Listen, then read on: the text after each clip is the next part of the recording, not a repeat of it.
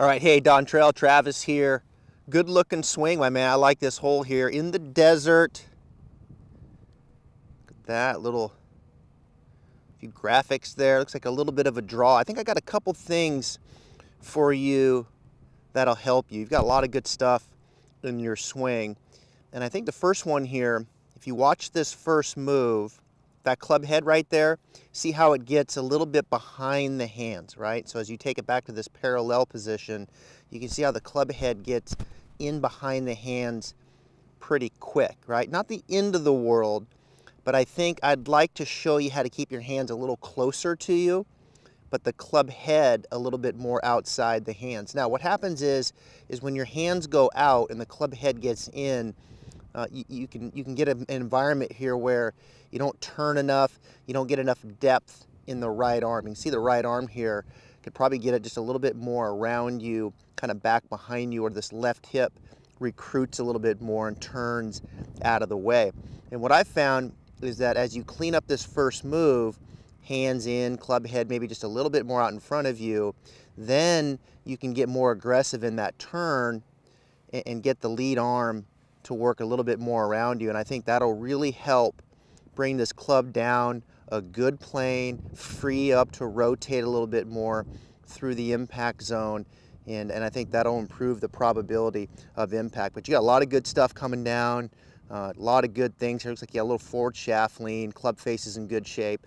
And I think if we clean up the backswing a little, it'll free some things up through impact. All right, so here comes a video on some ideas and some images here to do those two things. All right, Dontrelle, thanks so much. Show us your swing. A lot of good things there. Some similarities, of course, between baseball and golf. And of course, you were a pitcher. And one of those is that external rotation of that trail shoulder. And of course, for you, you lefty, that would be this movement going back like this. This would be internal. This would be external. And of course, you need some of that in transition before you deliver it. And it's the same thing in golf. You want to have some external rotation. So I'm always curious and interested in other sports and how they relate to the golf swing. Now, for you, two things. One is, and I'm going to do this right-handed first. We saw on video that your hands want to maybe drift a little bit away, and then the club head wanted to dip inside a bit. Not a lot, right? But just a little.